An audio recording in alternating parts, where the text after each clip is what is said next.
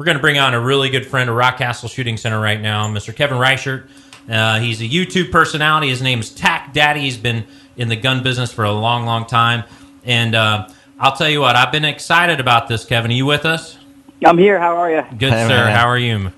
Great to hear you guys. Great to hear someone's hearing us up on top of a mountain. That's That's cool, How right? about that? While they're elk Rock and hunting roll. in Kentucky. That's really cool. Kevin's has been to the Rockcastle Shooting Center. He's done some great things, and he's been in the firearms industry for quite a long time. He's an accomplished businessman, an entrepreneur, and everything else. And you just released a new book, and and we'll talk about when I say release, because I think that Nate and I got a little bit of a sneak preview. I'm about 3/4 of the way through the book. The book is called Logically Emotional in Parkland: A Unique Perspective.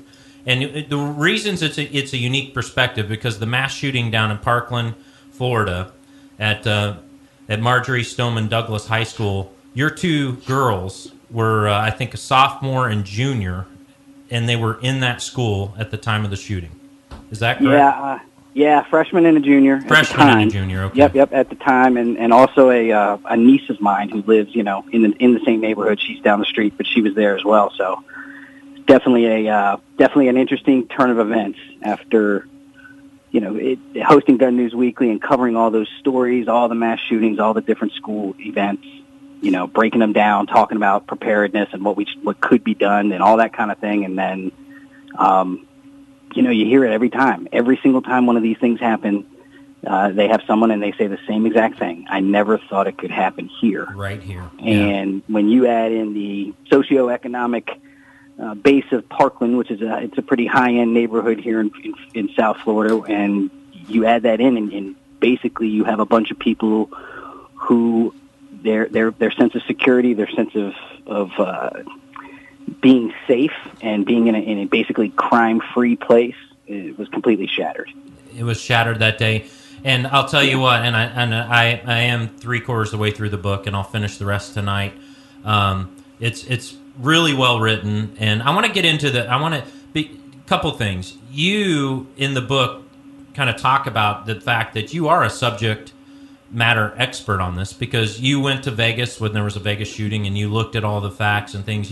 Sandy Hook, and I mean, you've actually covered because you're in the media as with the what's it. Talk a little bit about kind of some of your outlets that you're putting content out on a regular basis, and then I want to get into a little bit more about actually the title of this book and why it's perfect. So, again, about 1,600 videos. 6 years ago, decided to turn on the camera and be the average everyday dad and show people that it was A-okay to have a gun. Living in South Florida, concealed carry permit, not too difficult to get. And went through that process online, and then I've got a family, and it was important for me as a dad to just make sure that my girls had some basic skills, and that included gun safety. So it started with a .22 single-shot bolt rifle for them, a little Savage Cub, I think is what it was, and taking them to the range at age, I think probably 8 and 10 is when we started with them, and making sure that they understood the rules, making sure that they were safe shooters, and making sure, again, if God forbid, it seems like all those accidents and those ADs are always when someone goes over to someone's house after school and someone wants to show off dad's gun. And I just wanted to make sure that in their heads they had the tools and the skill sets to kind of avoid that kind of stuff. Or, if faced with it, deal with it. And, that morphed into, again, you mentioned it, we had a show where we've had quite a few guests over the years. My brother and I were hosting Gun News Weekly with a bunch of good friends and co-hosts along the years. And basically after the shooting happened, I had to make a decision, because the face of the anti-gun movement was going to be a bunch of kids that, quite frankly, I have run into since the shooting, and that my kids are going to go to school with. So while my conviction has remained very strong towards everyone's ability and right to have whatever means necessary to defend themselves, at the same time, the emotional side of things and not wanting conflict, because I could have very easily been a guy that stood on a corner and said, it's time to talk about gun rights because it's not the gun. when the whole town, the whole community was talking about how it was the gun and all the signs over at the school and all that kind of stuff. So the logically emotional side of it, and the reason I used that title was because I have all the logic. I know all the stats. I know the FBI statistics. I know how many times a day someone uses a gun to mitigate, prevent, or stop a crime. I'm a firm believer that everyone should be able to stop someone that's made a decision to do them bodily harm. At the same time, I was living in a community where 3,000 students, all of their families, every dentist, every shop owner, everybody was affected by this in a very big way. Yeah, and it's amazing, and I think your title is perfect. Logically emotional in Parkland, a unique perspective. A unique perspective because you got a text like this, and I'm reading it from your book. This is an actual text from Molly to you on Wednesday, February 14th at 2:25 p.m., and this is Molly. There's a code red at the school, and you say back to her, stay calm if you can. Do not come here, she says. I love you. This is 102.7. You said, relax, take a deep breath, and follow your instincts. Can you talk? And you go on through this book at the beginning and kind of walk through an amazing, just like a parent's worst nightmare, which is going on, and you're there real time. She's there. The shooter's active. They're barricaded in their drama room, and thank God they had a great space there. Sounds like they had an amazing teacher and everything else. But what was going through your head during that time? Because literally, I mean, I have a 21-year-old, I've got a senior in high school, I've got a 7th grader, and there is nothing more that would shake me, and it gives me the chills just reading this text from Molly. 2 answers to that question. Great question. One, exactly what you think. The rush of adrenaline, the holy shit moment, the what can I do? And you add on top of that the unique perspective piece of I've got basically what people would call kit in my trunk. I've got a vest in there. I've got better than average weaponry on hand. I was 2 miles away doing some errands. And by the time I got to the area, I wasn't getting anywhere close to that school, and it was over. So the helplessness was just through the roof. You know, you just pray, and that's the second part to your answer. I had, and I talk about it in the book, I had a very weird sense of calm that my girls were not in direct harm. It was going on. There was an energy in the air.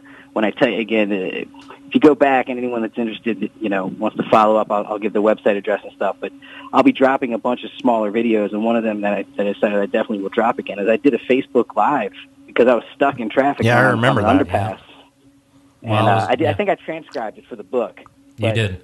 You know, I've got that video, and you go back and you look at it, and yeah, you know, I literally was just kind of in shock, but that was the other part that was very different about this experience and unique was with all the training that I've had and all the great friends that I've talked to that have been there and done that and shared with me some of their stories, I know that evil exists. There was no shock that this happened. I know school shootings happen. I know it's very rare, but I know they happen. And I just remember seeing a lot of those parents' faces that day, and they were all in major shock. You, through the book, I'll call it, you handled everything very delicately with white gloves. And I think that's the emotional side of it. And like you said, you could have been out on the corner, you could have been things, but you took things, you were very reserved, and you were, I mean, I love you're often wearing your AR-15, don't tread on me t-shirts and things like that. And you chose not to do that during that time because there was this wound that was just this huge wound, and it was in your community that you lived with, and you were going to restaurants, and some of the people that have become very famous now, some of the students on both sides, quite frankly, were in and out of the restaurants and things. I mean, these weren't just the people that you saw on CNN in the town hall meeting.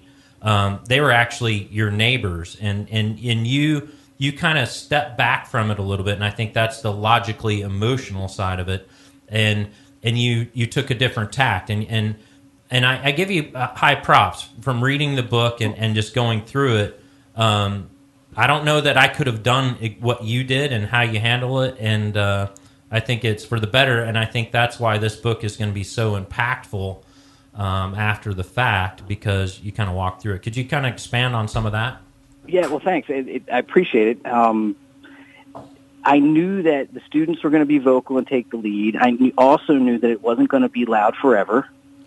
Again, just by history of these events, no matter how personal it is, it eventually fades away, to the rest of the country at least. Here, that wound that you mentioned is still wide open, and you're talking about. I didn't really break it down like this in the book, but I'll give it to you like this. You probably had 100 or 200 children that saw shit that's reserved for the battlefield. Right. They saw the absolute horror of a human body being ripped apart by bullets. A couple hundred, I'm assuming. And again, there are stories about one student that's at the school who lost his brother and he got shot in the head. I mean, these stories are real, and all the kids know each other, and they all know all the stories by now. So you have a couple hundred that saw that type of an absolute horror. Then you have, again, several hundred who saw or experienced something. And then you have 3,000 that were on campus that, once again, I challenge everybody at some point tonight when it's quiet around your house, just imagine being in high school. Put yourself back in high school and have an alarm come over the system that says, it's a code red, we're in lockdown, there's someone at our school shooting people. And the reverberations and the ripple effect. So one of the big goals is not to keep this in a national spotlight, Parkland, Florida, but just the message of, yeah, it happened here, it can happen anywhere, and it doesn't just disappear 6 weeks later when the news crews get out. Absolutely.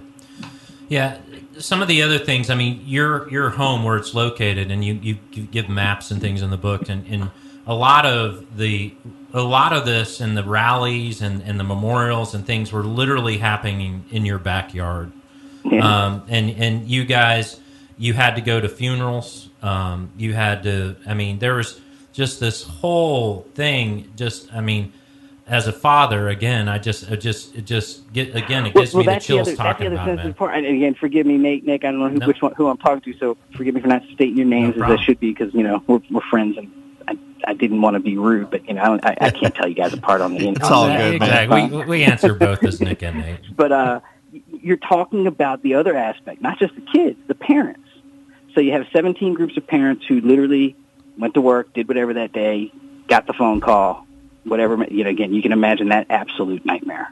Then you have another 17 sets of parents whose children were shot and survived. So you can imagine those nights. You don't hear those stories about those kids that were in rehab, and the doctors and the operations and some of the things that they did to save these kids. It's unbelievable. And so I knew the parents, and it is kind of what happened. You have about 30, again, percentages-wise, it seems like about a third of the parents are incredibly vocal. Some of them completely anti-gun. Some of them completely fix the school board. Some of them a little combination of both. And some of them saying, again, Andrew Pollock's the one who has come out time and time again and kind of aligned himself with the right side of the aisle, so to speak, and has said, this is not a gun issue. He was one of the parents that was actually going to say that.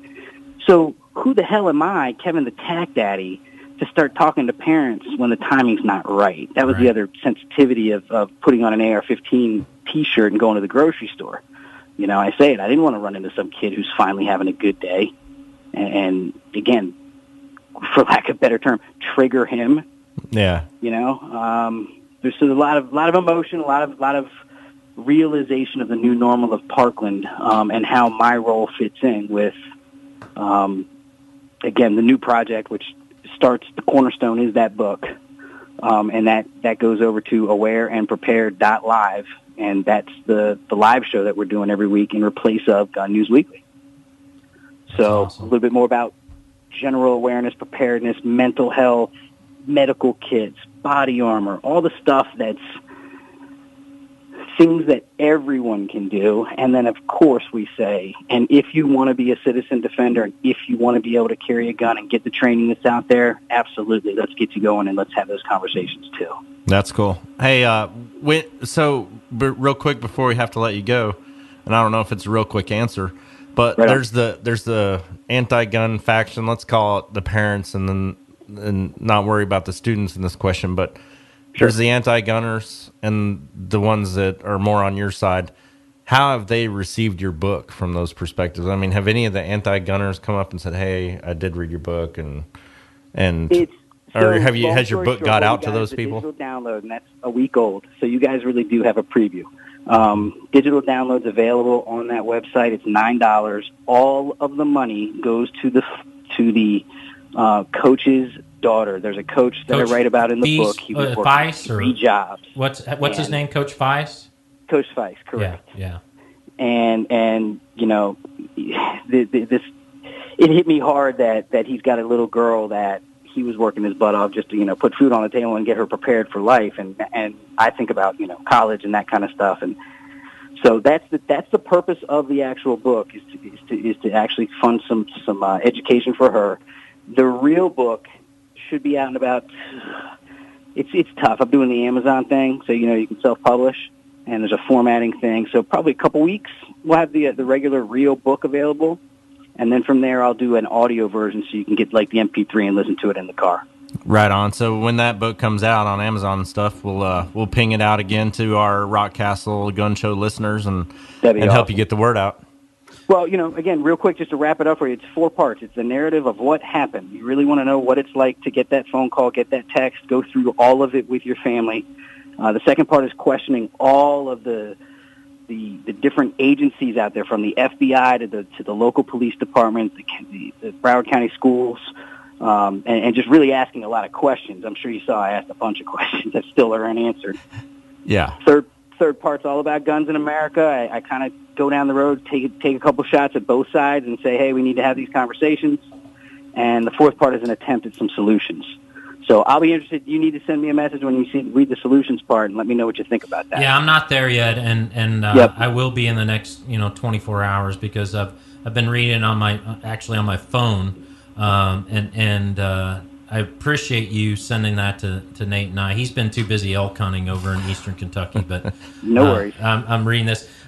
This is a really important book. It's from a unique perspective, as you call it. Logically Emotional in Parkland. Mr. Kevin Reichard, a.k.a. TacDaddy. We met him as TacDaddy, and we'll always call him that. But you're doing some amazing things. I mean, you've been doing Gun News Weekly. You bring on the biggest and the best names in the business. And there's just some insights into this book that are so personal, so real, just so raw that it's amazing. And I just encourage everybody to find out. So give us one more time, how can they find this? I appreciate it so much. awareandprepared.live. You can go there now. There's a shop section. It says buy my book. There's little black boxes there that'll direct you towards it. Click on it. You get the receipt, the email receipt, and the link will be there. That's awesome. Hey, thank you so much, and thank you for giving us a preview of your new book, Logically Emotional in Parkland, a unique perspective. You know, Katie, your wife, Molly, and Allie, your daughters, I mean, you guys lived it. You were there. You're still there, and this thing doesn't go away. Maybe the CNN news trucks have walked and driven out of your town in Parkland, but you're living it every single day. And like you said, it's still a very raw and emotional wound that you're trying to get through, and I think your book tackles a lot of the tough things that everybody's trying to deal with when a tragedy like this happens. So, Kevin Reichard, Mr. TacDaddy, thank you so much for being on ESPN's The Rock Castle Gun Show.